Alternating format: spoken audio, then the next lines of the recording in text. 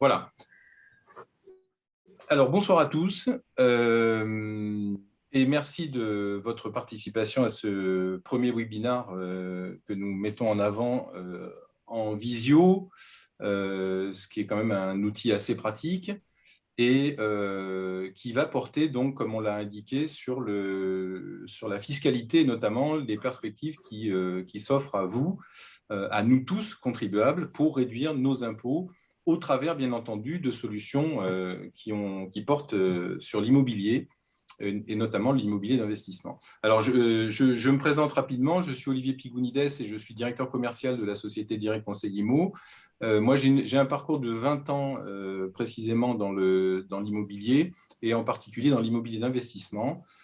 Par ailleurs, je suis expert en immobilier au Collège des experts du SNPI, mais c'est surtout de fiscalité que nous allons parler aujourd'hui pour voir dans un contexte, puisque je vous présente le plan de la présentation, dans un contexte de pénurie de logements, finalement, et de fiscalité et d'aides fiscales qui ont été mises en place par les gouvernements successifs depuis plus de 30 ans, puisque ça remonte pour les premiers dispositifs à 1986. On verra, alors je vais vous expliquer un petit peu comment fonctionne l'impôt sur le revenu. Alors, pas en supposant que vous ne savez pas comment ça marche, ce n'est pas du tout ça l'idée, c'est surtout de pointer par l'explication la raison pour laquelle, quand on a des revenus issus de la location d'un bien, ce sont les revenus qui sont le plus taxés. Et pour vous prouver, en fait, pour apporter des éléments tangibles à ma démonstration, je vais être obligé, ça va être un petit peu fastidieux pour certains d'entre vous qui connaissent bien la mécanique, je vais être obligé de décortiquer comment se calcule l'impôt sur le revenu en prenant un exemple.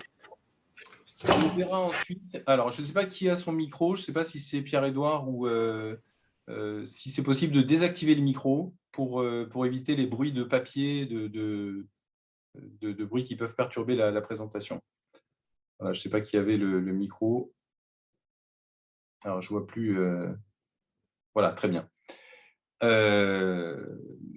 On verra dans des cas pratiques, alors pour illustrer notamment ce que je viens de vous dire sur le fait que les revenus issus de la location sont les plus taxés, on verra un cas pratique, alors un cas qui pourrait être vous, qui pourrait être une personne qui a bien entendu des revenus qui commencent à être conséquents, pour pointer du doigt comment ça fonctionne et surtout comment fonctionne le revenu foncier et les économies que l'on peut envisager, en tout cas les perspectives d'économie que l'on peut commencer à envisager dans le contexte de ce qu'on appelle le revenu foncier.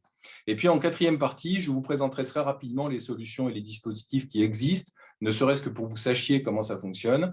Et puis on vous proposera bien entendu, au terme de ce webinaire, de répondre à vos questions. Ça, c'est ce qu'on fera dans le cadre d'un échange. Donc, pendant le webinaire, si vous avez des questions, vous pouvez les poser dans le chat et je les passerai en revue à la fin pour pouvoir y répondre, à condition, bien sûr, que ce ne soient pas des questions trop particulières qui ne concerneraient pas tout le monde. Par ailleurs, ce qu'on va vous proposer, et vous avez la possibilité sur le site de la gestion en ligne de demander directement un rendez-vous. Vous pouvez d'ailleurs le faire dès maintenant si vous le souhaitez. Vous vous connectez sur le site de la gestion en ligne et vous avez dans une rubrique défiscalisation la possibilité de faire une demande, en tout cas de rendez-vous, ce que nous vous proposerons.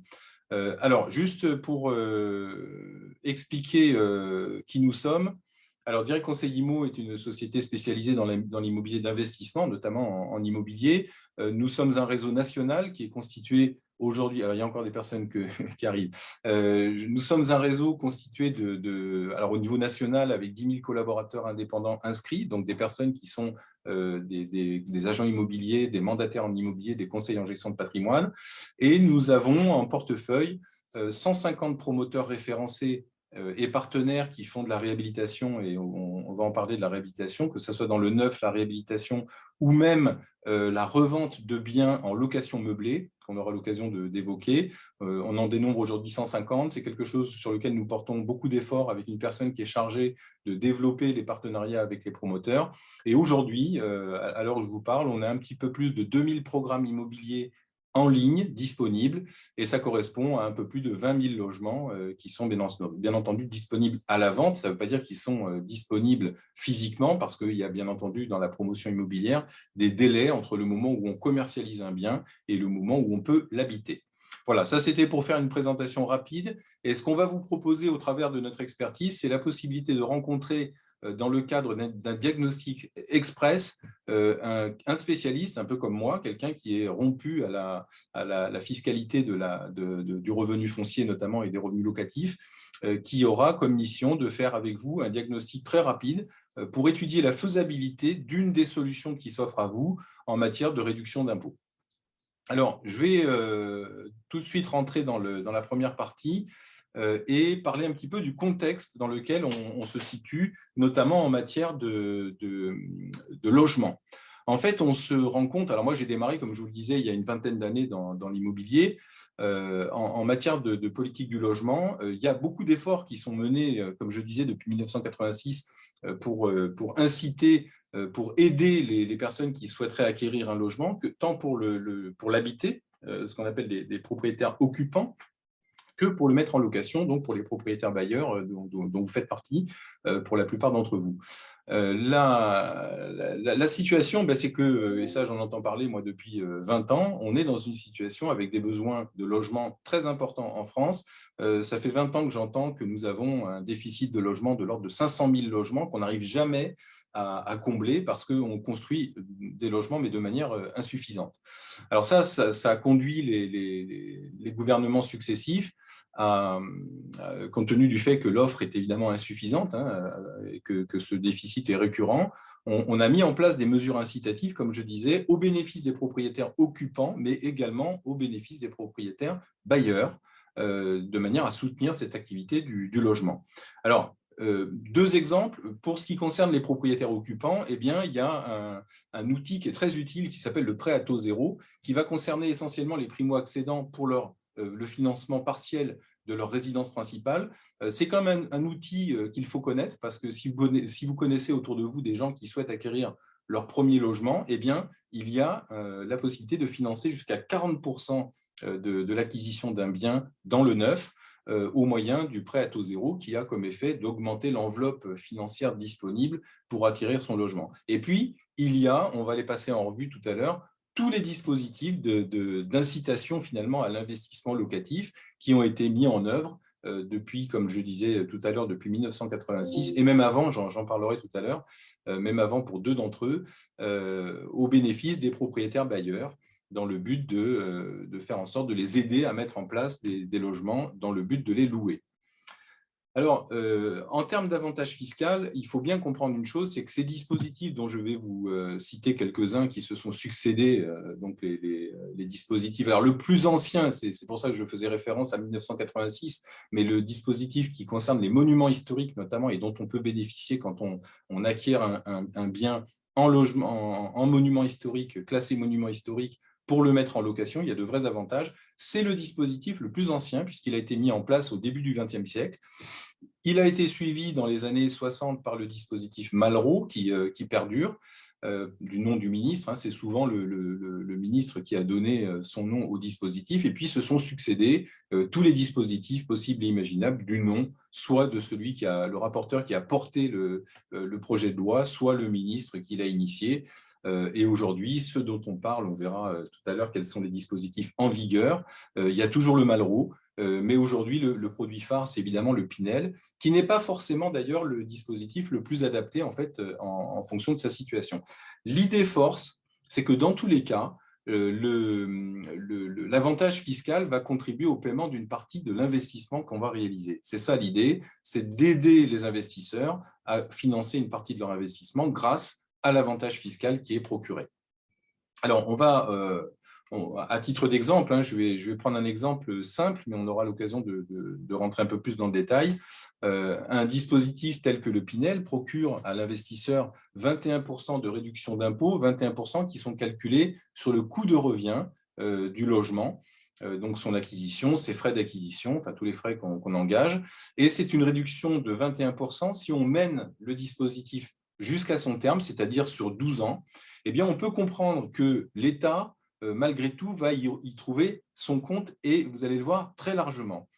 Pour une première raison, c'est que quand on a un bénéfice fiscal qui est étalé sur 12 ans et qui correspond à 21%, peu ou prou, le cadeau fiscal, il est quasiment compensé par la TVA qui est encaissée immédiatement lors de la livraison du bien et de son paiement au promoteur, qui correspond à 20% sur la TVA qui s'applique normalement sur les logements.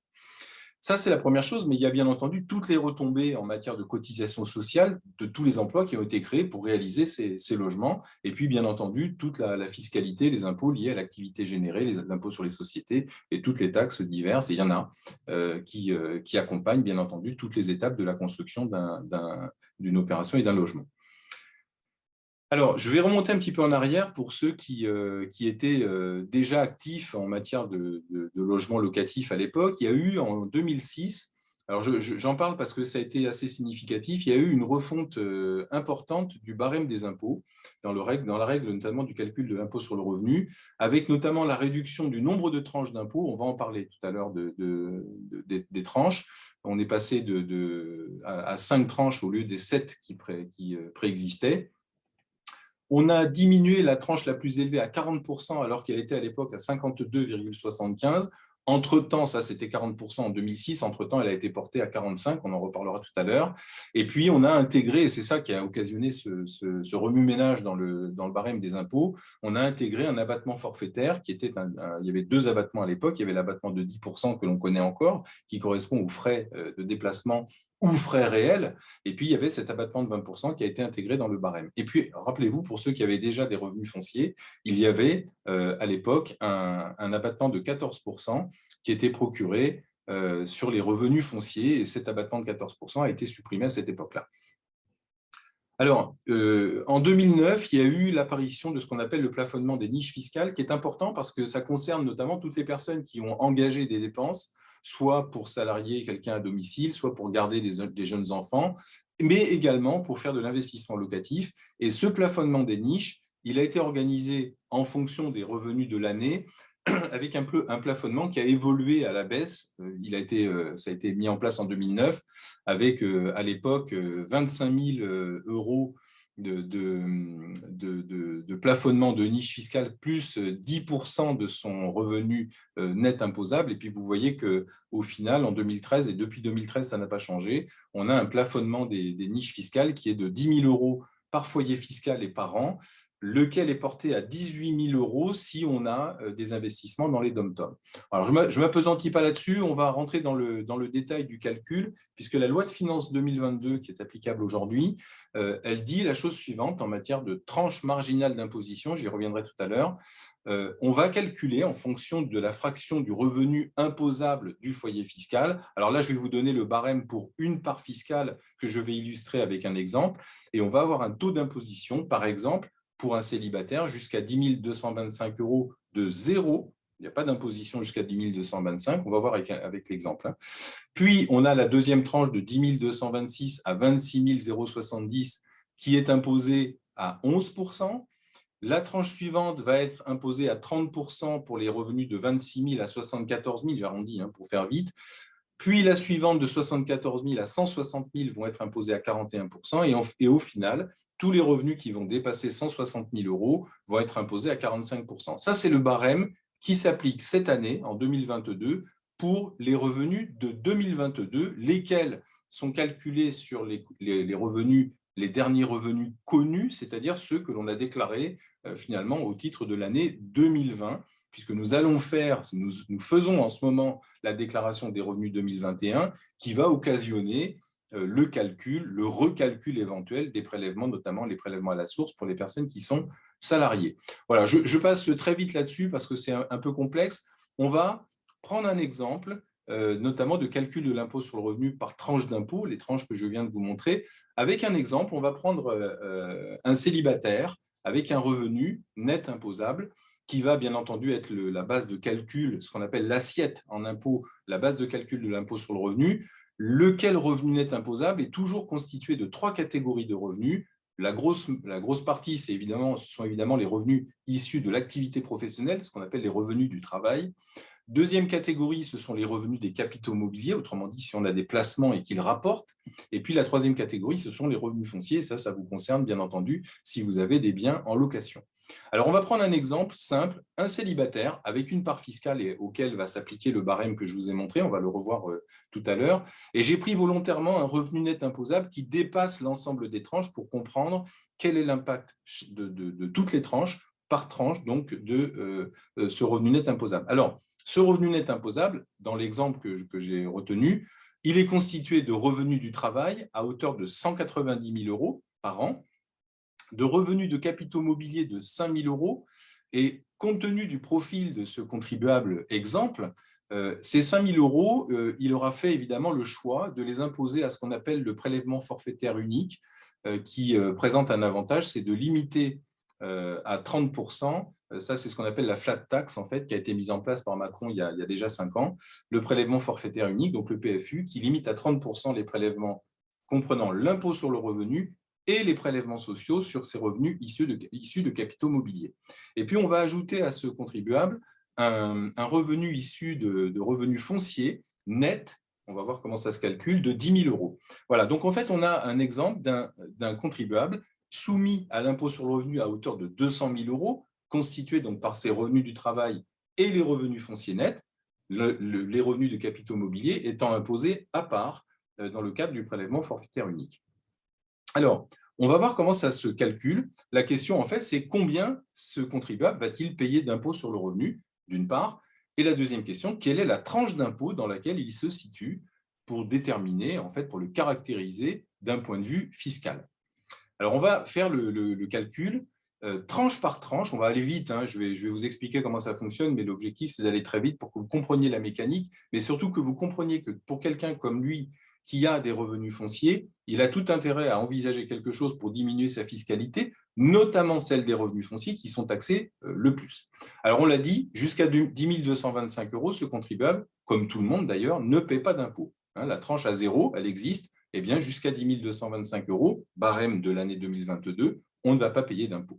Deuxième calcul, pour la deuxième tranche, la tranche à 11%, comment on va faire? Eh bien, on va simplement s'interroger de savoir si l'ensemble des revenus couvre la tranche dans sa totalité. Alors là c'est le cas puisqu'on a quelqu'un qui a 200 000 € et par conséquent, il couvre très largement la deuxième tranche qui va de 10 226 € à 26 070. Et le calcul que l'on va poser, on va le faire comme ça pour chacune des tranches. On va faire 26 000 moins 10 000, ça représente 15 000 qui sont, eux, taxés à 11%. Vous voyez, c'est extrêmement simple. Et par conséquent, on va payer dans cette tranche 1743 € d'impôt. Et pour les tranches suivantes, c'est la même chose. Est-ce que le revenu du contribuable dépasse le plafond de la tranche? Bon, là, le plafond de la tranche suivante, c'est 74 000 €. Ben oui, à l'évidence. Et donc, on va poser le calcul de la même manière. On va faire 74 000 moins les 26 000, qui est le plafond de la tranche précédente. Ça représente 48 000 € taxés à 30%. Et on va avoir donc un impôt sur le revenu dans cette tranche de 14 542 €. Même chose pour la tranche suivante. On va poser l'opération en prenant le plafond de la tranche 160 000 moins le plafond de la tranche précédente, 74 000, et on va être imposé à 41% sur cette valeur de 85 000, et ça va donc représenter 35 174 d'impôt sur le revenu au titre de cette tranche. La dernière tranche, en revanche, comme vous le remarquez, il n'y a pas de plafond. En fait, le seuil de la dernière tranche, donc la tranche à 45%, démarre à 160 000 € et il n'y a pas de limite. Et par conséquent, le calcul que l'on va faire pour la dernière tranche va consister à prendre le revenu global, donc le revenu net imposable assujetti au calcul du revenu, de l'impôt sur le revenu, et on va faire tout simplement 200 000 €, qui est le revenu de l'exemple que je vous ai donné, moins 160 000, qui est donc le plafond de la tranche précédente, ça fait 39 000 €, et ce sont ces 39 000 € qui sont imposés à 45%. Donc, vous voyez, ça représente 17 849. Donc, vous voyez que c'est assez simple, en fait, et le montant de l'impôt sur le revenu que ce contribuable, cet exemple, va devoir payer va représenter 69 308 € au total. Et on va caractériser ce contribuable, on va pouvoir dire que son taux marginal, il va donc être à distinguer du taux moyen. En fait, le taux marginal, c'est la tranche marginale d'impôt dans laquelle se situe le revenu, en l'occurrence, la tranche marginale va être de 45%, qu'on va bien entendu distinguer du taux moyen. En l'occurrence, le taux moyen, c'est ni plus ni moins que la proportion des 69 000 euros payés par rapport aux 200 000 euros de revenus. Et ça représente exactement 34,7%. Alors, vous voyez, c'est ce taux moyen, d'ailleurs, qui est indiqué sur l'avis d'impôt, et non pas le taux marginal, qui pourtant est de 45%. Et ça veut dire que si ce contribuable avait, par exemple, 1 million de plus de revenus, eh bien, le million supplémentaire serait taxé à 45%. C'est ça que ça veut dire. Hein. Voilà. Alors, je fais un petit arrêt sur image pour m'intéresser aux revenus fonciers. Parce que les revenus fonciers, je disais, ils sont constitutifs du revenu net imposable. Et la question, c'est à quel taux ils sont imposés, ces revenus fonciers. Alors, le raisonnement, il est très simple.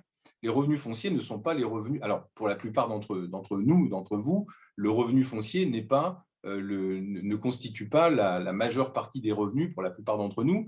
Ce sont ce qu'on va appeler des revenus accessoires, c'est-à-dire que ce sont des revenus qui vont s'ajouter aux autres, mais principalement, et on le voit bien pour ce contribuable, c'est le revenu du travail qui va constituer le gros de son revenu. En l'occurrence, dans l'exemple que j'ai donné, 200 000 euros constitués par 190 000 euros de revenus issus de son activité professionnelle et 10 000 euros issus des revenus fonciers. Et la question, c'est à combien sont imposés ces revenus fonciers de 10 000 euros? Eh bien, on va faire un petit calcul simple pour illustrer ce que je veux vous montrer. C'est qu'en fait, si je fais le calcul suivant, en supposant que ce contribuable n'ait pas de revenus fonciers, il paierait des impôts à hauteur de 190 000 euros. En l'occurrence, on aurait fait le même calcul que tout à l'heure. Tout à l'heure, on a fait 200 000 moins 160.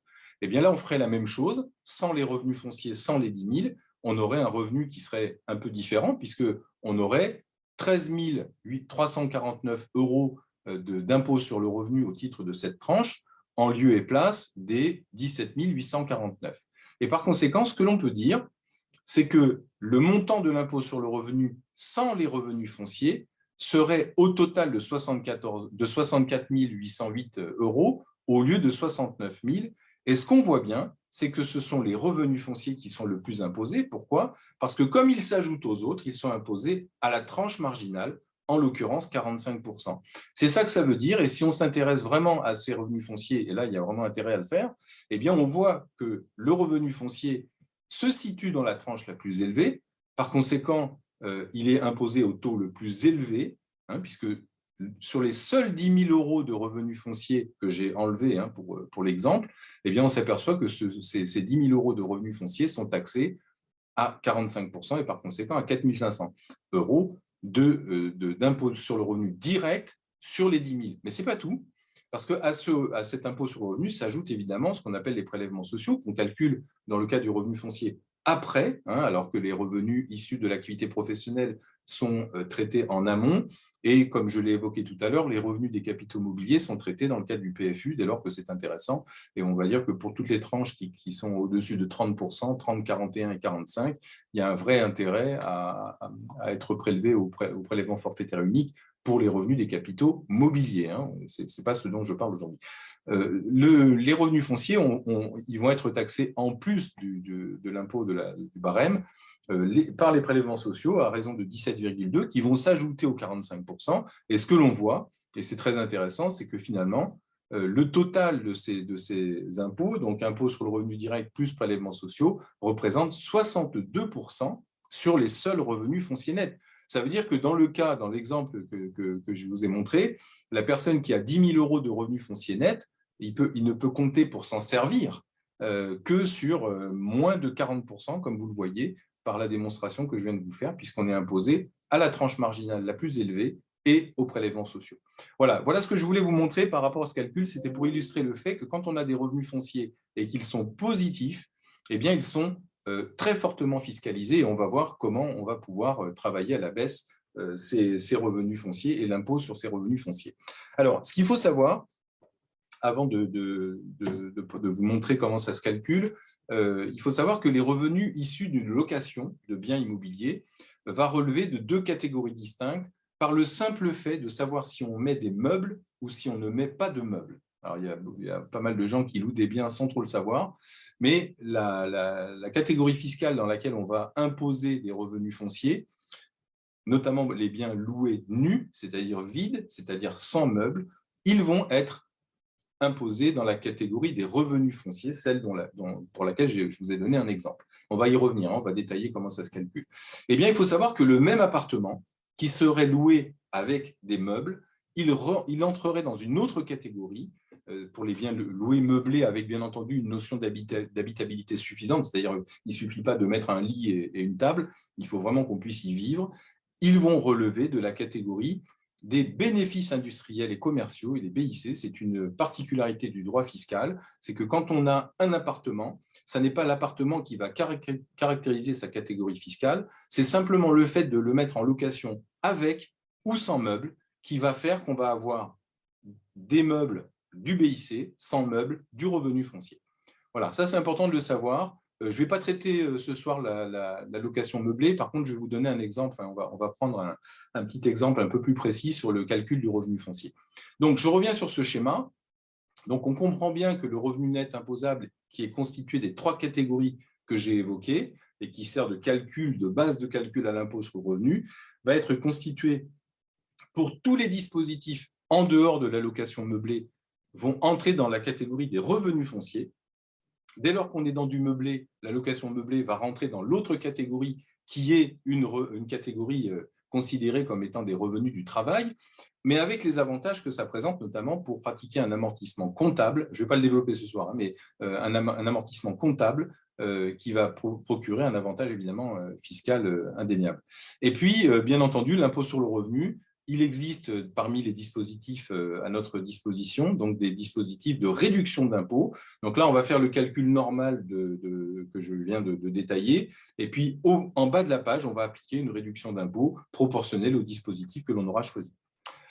Alors, on va passer à des cas pratiques maintenant. Les quelques cas pratiques, ça va être très simple. Je vais prendre 2 exemples. Je vais vous donner un exemple de revenu foncier.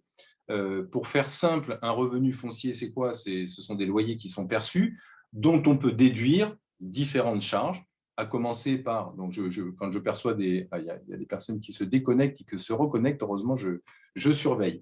Donc, la première chose, ce sont les loyers que l'on perçoit, dont on peut déduire en premier lieu, contrairement d'ailleurs à ce que la déclaration de revenus fonciers 2044 laisse supposer, c'est d'abord un calcul de la déduction des intérêts d'emprunt et de l'assurance de prêt qui va s'opérer si on a bien entendu des intérêts d'emprunt déductibles. Et puis ensuite, on va pouvoir déduire l'ensemble des charges, les charges de copropriété, les charges de gestion, toutes les assurances, propriétaires non occupants, éventuellement des assurances sur les loyers impayés, la taxe foncière sans compter la partie enlèvement des ordures ménagères qui est réservée aux locataires, l'abattement forfaitaire et amortissement fiscal le cas échéant, puisqu'il y a des dispositifs qui donnent droit à des abattements spécifiques, et puis on va pouvoir déduire bien entendu les travaux d'entretien et d'amélioration si on fait des travaux dans son logement.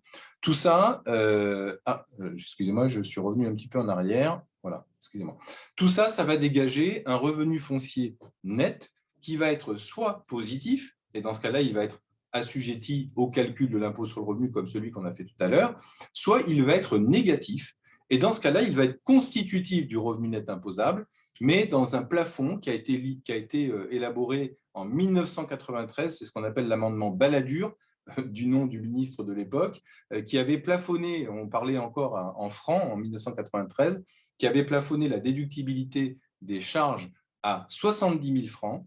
Et tenez-vous bien, depuis 1993, ce montant n'a pas changé. Il a simplement été converti en euros sur la base du taux de conversion de 6,55 957 pour ceux qui s'en souviennent. Et on a donc transformé 70 000 francs en 10 700 euros et ça n'a pas changé depuis 1993. Voilà, donc ça, il faut savoir que ça occasionne néanmoins, si on bénéficie d'une diminution de son revenu global par un déficit occasionné par le revenu foncier, ça nécessite qu'on maintienne l'allocation pendant 3 ans, faute éventuellement de requalification si l'administration fiscale vient mettre son nez dedans. Alors, il existe bien entendu pour le revenu foncier ce qu'on appelle l'option au microfoncier. À partir du moment où on ne dépasse pas 15 000 € de revenus locatifs, donc de loyer. Et dans ce cas-là, ça va occasionner un abattement forfaitaire de 30% sur les revenus fonciers. Bien entendu, on se posera la question de savoir s'il y a intérêt à opter pour le microfoncier plutôt que d'opter pour la déclaration au réel, d'autant plus si les charges déductibles dépassent 30%. Hein. Évidemment, si on dépasse 30%, on aura tout intérêt à déclarer son revenu foncier au réel et ne pas rester dans le cadre du revenu du microfoncier. Alors, on va prendre un exemple chiffré. Supposons que j'ai acheté un appartement qui est loué 1 600 € par mois et que, par exemple, au titre de l'année 2021, puisque je vais faire ma déclaration cette année, hein, maintenant, jusqu'au 9 juin, je vais donc déclarer les 12 loyers que j'ai perçus au cours de l'année 2021. Et donc, par conséquent, 1 600 € par 12 mois, ça représente 19 200 € de loyers perçus, dont je vais pouvoir déduire, comme je disais tout à l'heure, en premier lieu les intérêts d'emprunt. Alors, prenons un exemple. Supposons que j'ai fait exprès de mettre des controns hein, pour que ce soit plus facile à comprendre. Supposons que j'ai eu des intérêts d'emprunt déductibles et assurances de prêt de 4 200 €. Eh bien, je me retrouve avec un revenu foncier brut avant déduction des autres charges de 15 000 €. Et puis, je vais bien entendu déduire toutes les autres charges. Alors, j'ai pris des valeurs hein, que j'ai arrondies, évidemment. Supposons que mes charges de copropriété représentent 2 000 €, que mes charges de gestion représentent 750 €. C'est peu ou prou ce que vous allez payer avec le forfait réduit de la gestion en ligne. 750 €, 250 € d'assurance et 2 000 € de taxes foncières. J'ai volontairement mis des valeurs en compte-rond pour comprendre en fait que mon revenu foncier net, dans ce cas de figure, représente 10 000 €.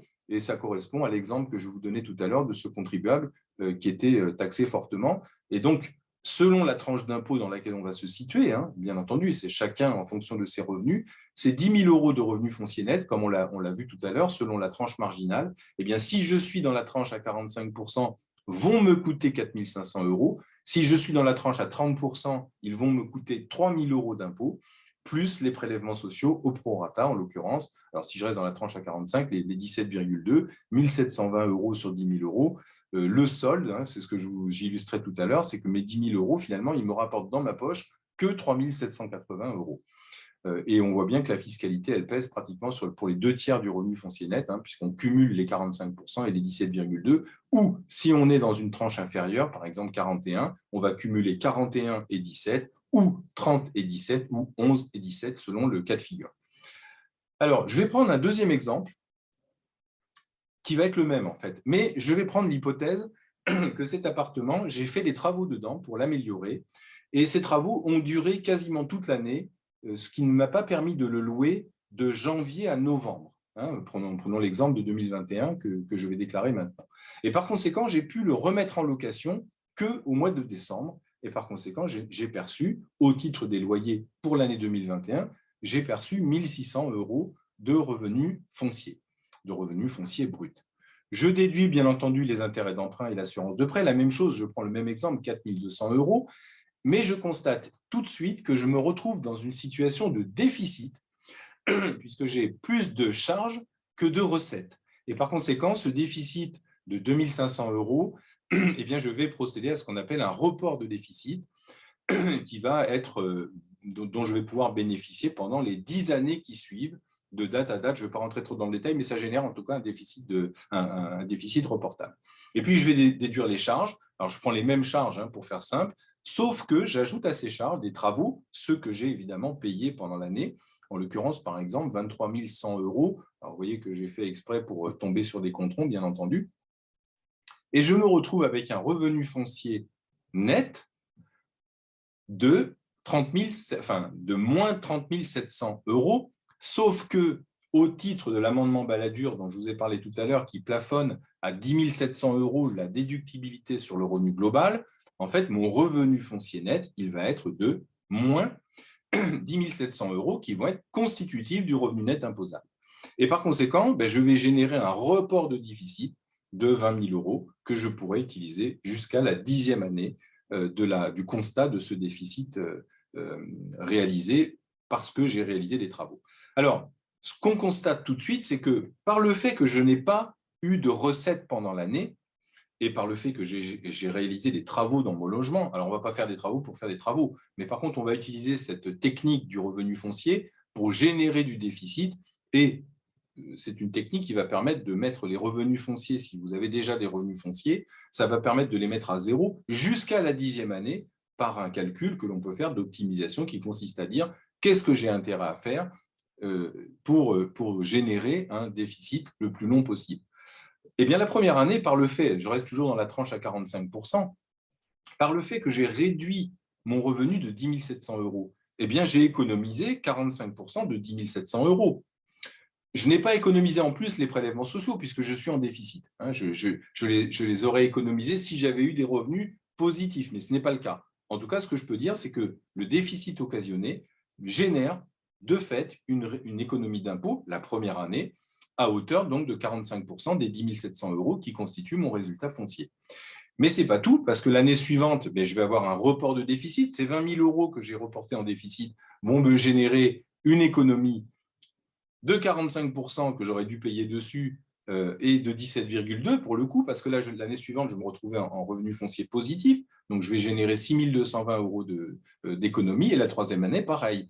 Ça veut dire quoi? Ça veut dire que ce que je suis en train de vous montrer, c'est que les travaux qui m'ont coûté 23 000 € m'ont permis d'économiser 17 000 €. Ça veut dire qu'en fait, les travaux que j'ai faits dans mon appartement, ils ne m'ont coûté que la différence, c'est-à-dire un petit peu plus de 5 000 €. Voilà, c'est ça le principe du revenu foncier. Et quand on a compris comment ça fonctionne, eh bien, on va pouvoir envisager d'utiliser ce système du déficit foncier au travers d'acquisitions qui vont générer des travaux conséquents et qui vont permettre de se mettre en résultat foncier négatif avec un report de déficit pour plusieurs années. Voilà. Alors, pour clore sur ce sujet, et puis on va voir maintenant les différents dispositifs qui existent.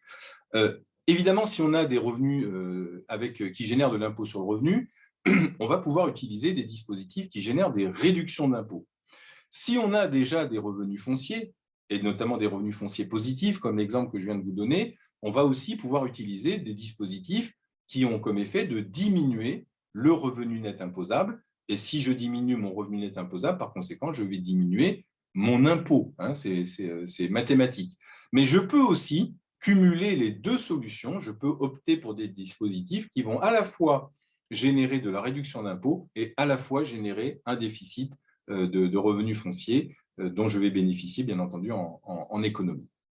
Voilà, j'espère que pour l'instant, ça va bien. On va clore la présentation par les solutions et les dispositifs en vigueur qu'on pourra éventuellement vous proposer dans le futur. Si ça vous intéresse, je rappelle que vous pouvez vous inscrire pour faire des demandes de rendez-vous, et c'est ce qu'on va vous proposer à l'issue de cette présentation. Et on va passer en vue, on va passer en vue les dispositifs qui existent. Alors, il faut savoir qu'il y a, en matière de réduction d'impôts, des incitations fiscales, comme je disais, à l'investissement privé, qui vont être de trois natures. En fait, il y a trois modalités, à commencer par, bien entendu, les dispositifs qui génèrent une diminution du revenu net imposable. Alors, en l'occurrence, il y en a deux. C'est le dispositif monument historique, le plus ancien, et le déficit foncier, dont je vous ai montré un exemple pour comprendre comment ça s'impactait. Deuxième modalité, eh bien, ce sont les réductions d'impôts, la réduction sur l'impôt sur le revenu, que sont les dispositifs Pinel, de Normandie, Malraux et Censi-Bouvard. Et puis, il y a une troisième modalité qui consiste à générer ce qu'on appelle du déficit d'exploitation, mais dans le cadre de la location meublée, en BIC, qui va concerner ce qu'on appelle la location meublée professionnelle, LMP, ou location meublée non professionnelle, qui est essentiellement caractérisée par le profil de la personne qui détient des revenus issus de location meublée. Et je vais ajouter, pour être tout à fait complet, un dispositif qui n'est pas un dispositif d'incitation à proprement parler, c'est ce qu'on appelle le démembrement temporaire, et je vous donnerai quelques clés pour comprendre comment ça fonctionne. Alors, je vais aller très vite là aussi. L'objectif, ce n'est pas de vous faire un cours sur les dispositifs qui existent, c'est simplement de les inventorier pour comprendre comment ils fonctionnent les uns et les autres. À commencer, bien sûr, par le produit phare, qui est le dispositif Pinel, dont je rappelle qu'il vit sa dernière année au taux que nous connaissons aujourd'hui, ce que je vais vous présenter, sachant qu'à partir de 2023, c'est déjà écrit dans la loi.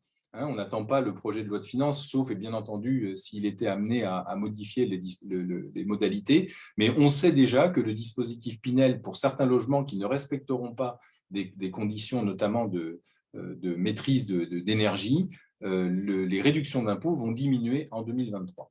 Donc, c'est cette année qu'il faut faire du Pinel si on est dans ce cas de figure. C'est vraiment cette année qu'il faut le faire, il ne faut pas attendre l'année prochaine. Alors, c'est un dispositif de réduction d'impôts, mais qui se calcule dans le régime des revenus fonciers, c'est-à-dire on va déclarer les loyers perçus, on va déduire les intérêts d'emprunt, les charges, on va faire un calcul global du revenu net imposable et enfin, on va générer une réduction d'impôt en bas de la page. Comment ça fonctionne? Il y a un engagement de location qui va être de 6 ans ou 9 ans ou 12 ans. En fait, l'engagement initial, c'est 6 ans qu'on peut proroger de 3 ans de plus, ce qui va porter à 9 ans la réduction d'impôt, que l'on peut encore proroger de 3 ans supplémentaires pour amener jusqu'à 12 ans, ce que j'évoquais tout à fait au début. On va avoir des loyers qui vont être plafonnés parce que le principe de l'incitation à un investissement locatif, c'est bien entendu de donner accès au logement à des locataires qui n'ont pas les moyens de s'acheter leur logement. Et le loyer va être plafonné, en gros, pour faire simple, il va être plafonné à peu près à 20% de moins que le loyer du marché. Ça, c'est le cas général. Il y a des cas particuliers où ce n'est pas tout à fait ça.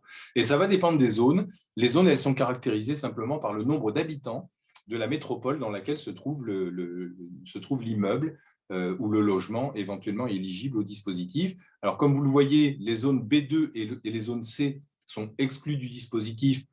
On est en France, il y a toujours des cas particuliers, donc il y a des dérogations. Mais en gros, ce qu'il faut retenir, c'est que la zone C, ce sont les agglomérations de moins de 50 000 habitants.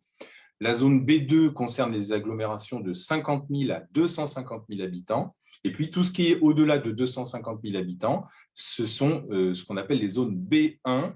Les zones B1, ça concerne des villes comme Bordeaux, Nantes, Toulouse. Il y a pas mal de communes, de métropoles en France qui relèvent de la zone B1. Et avec des particularités, c'est ce qu'on appelle la zone A, qui est constituée par quelques métropoles telles que Lille, telles que Montpellier, telles que Lyon, la banlieue de Genève, évidemment PACA, la partie PACA qui est très dense, on comprend pourquoi. Et puis la zone, évidemment, l'Île-de-France. Et la zone Abyss, c'est constitué par Paris Intramuros et la première couronne, en gros. Ça a été un petit peu modifié récemment. Mais en gros, ce qu'il faut retenir, c'est ça. C'est qu'il y a des zones. Et bien entendu, les loyers qu'on va pouvoir pratiquer vont dépendre de la zone où se situe le logement. Donc, première chose, engagement de location. Deuxième chose, engagement de respecter des loyers plafonnés. Mais on va aussi s'engager à respecter, de louer le bien à quelqu'un dont les ressources sont plafonnées selon un barème qui est publié chaque année. Il y a un décret qui remet à jour à la fois les ressources des locataires et à la fois le montant du loyer plafonné, qui correspond en gros, les locataires potentiellement admissibles éligibles au dispositif Pinel en tant que locataire, ça représente plus de 80% de la population en termes de revenus, donc on n'a pas de pénurie de locataires potentiels.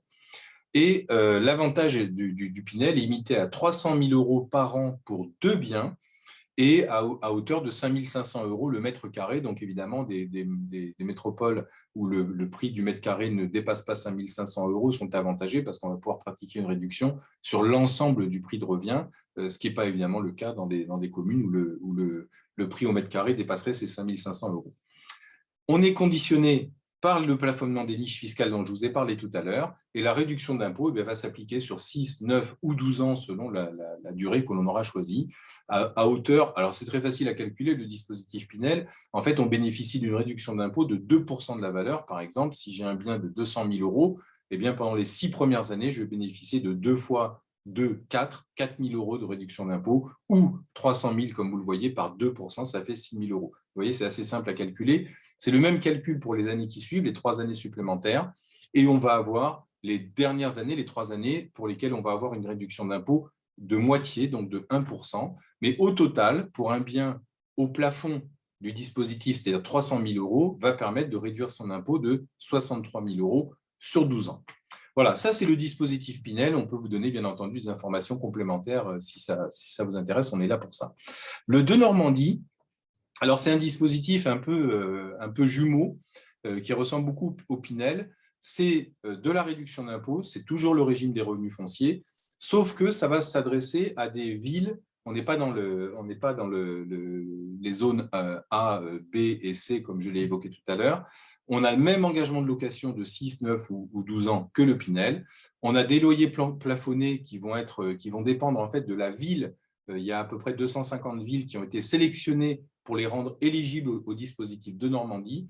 Et en fait, le principe, c'est que, alors les mêmes choses, hein, les ressources locataires sont plafonnées selon le même barème que j'évoquais tout à l'heure, et l'avantage fiscal va être limité à 300 000 € par an pour un seul bien, et à condition, et c'est ça la particularité du de Normandie, c'est que ça va s'appliquer à condition que le bien ait subi au moins 25% de travaux, et des travaux notamment éligibles qui ont comme effet d'améliorer la qualité énergétique du logement. Donc, vous voyez, ça s'applique à de la réhabilitation essentiellement, de la même manière d'ailleurs que le Pinel peut s'appliquer à de l'immobilier neuf ou de ce qu'on appelle de l'immobilier ancien qui a été remis à neuf, ce qui est un peu différent du de Normandie. On remet à neuf un logement, et moyennant quoi on considère qu'il est éligible au dispositif Pinel, alors que le de Normandie doit faire apparaître très clairement les 25% de travaux. Et puis, on est conditionné par les niches fiscales de la même manière, et la réduction d'impôt, elle va durer 6, 9 et 12 ans, comme le Pinel, avec les mêmes calculs. Donc, vous voyez, là, il n'y a rien de nouveau. On va pouvoir économiser au maximum pour 300 000 € pour un seul logement, jusqu'à 63 000 € d'impôt étalés sur 12 ans.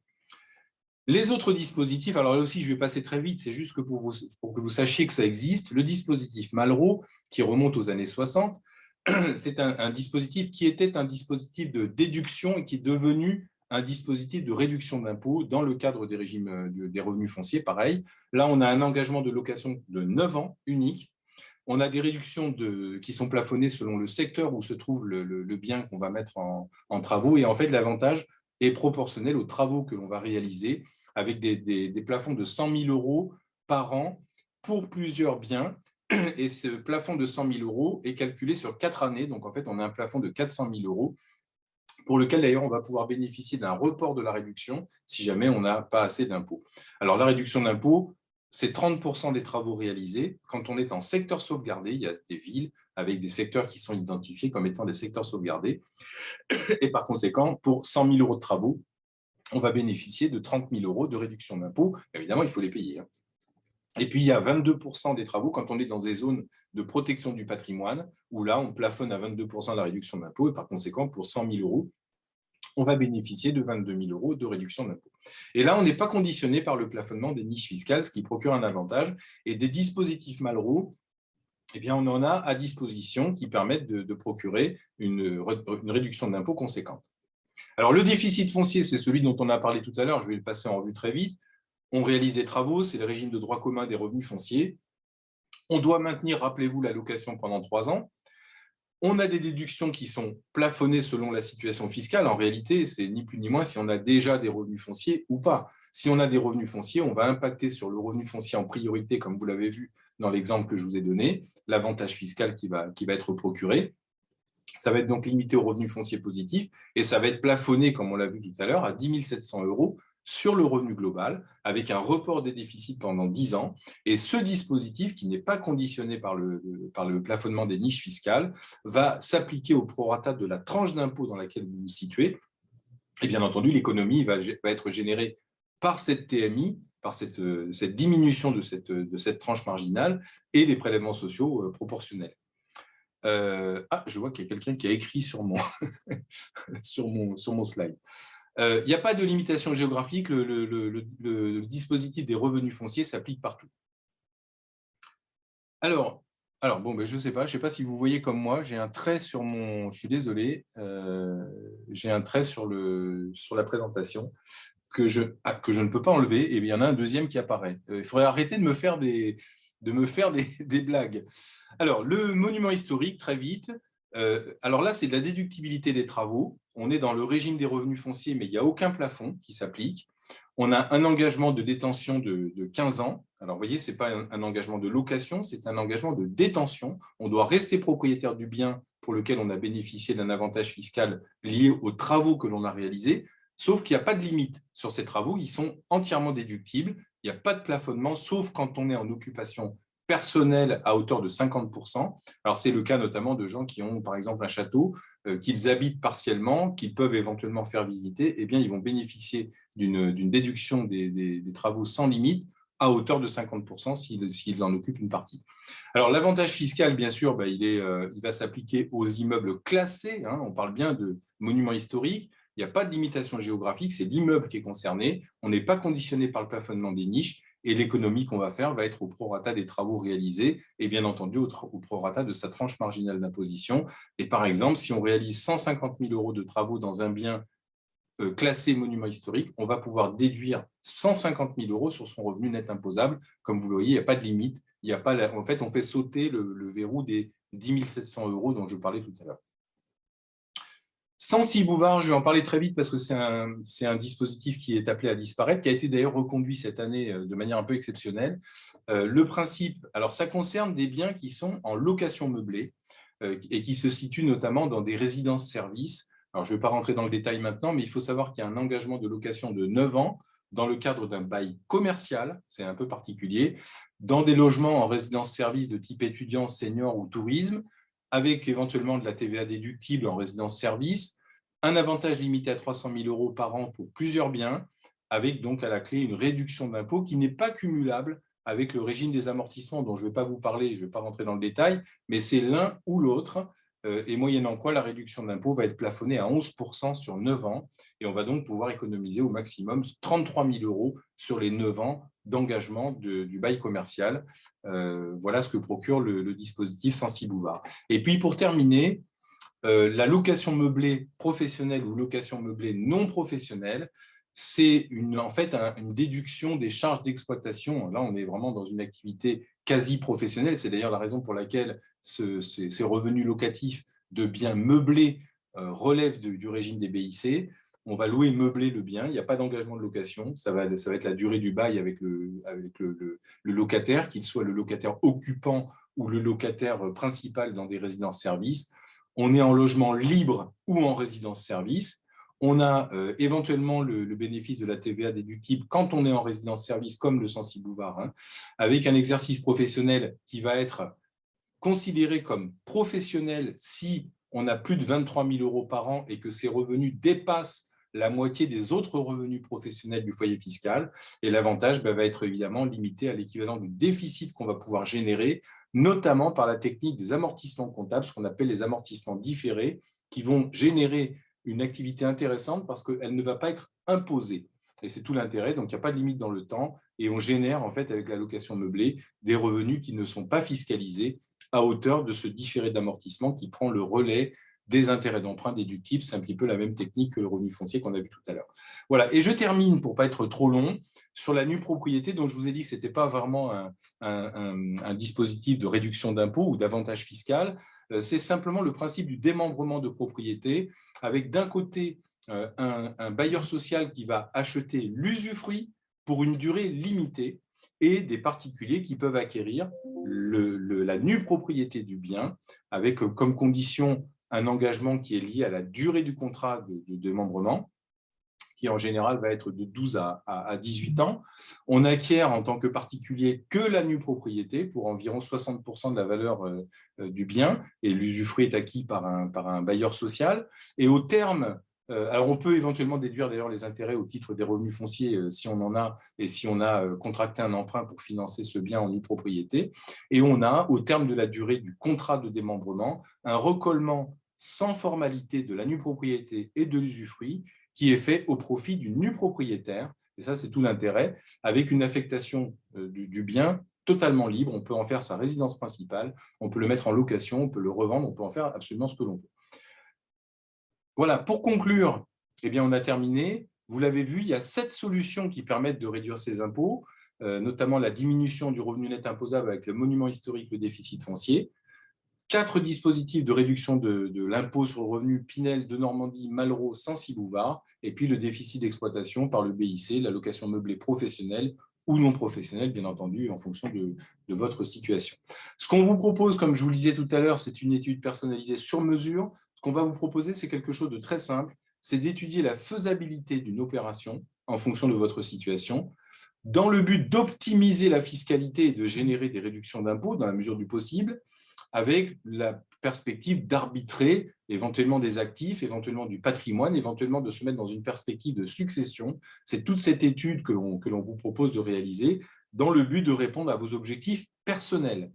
Et puis, donc pour terminer, pour conclure, ce qu'on vous propose, c'est de prendre rendez-vous. On vous affiche nos coordonnées pour un premier entretien en visio. L'idée, c'est d'aller vite, c'est de faire un premier entretien d'une demi-heure environ pour faire un inventaire, un diagnostic express de votre situation, une analyse très rapide qui va permettre de déboucher éventuellement sur les solutions envisageables selon vos objectifs, comme je vous le disais tout à l'heure, et qui vont permettre éventuellement de déboucher sur un rendez-vous plus approfondi si évidemment la faisabilité se fait jour en fonction de votre situation.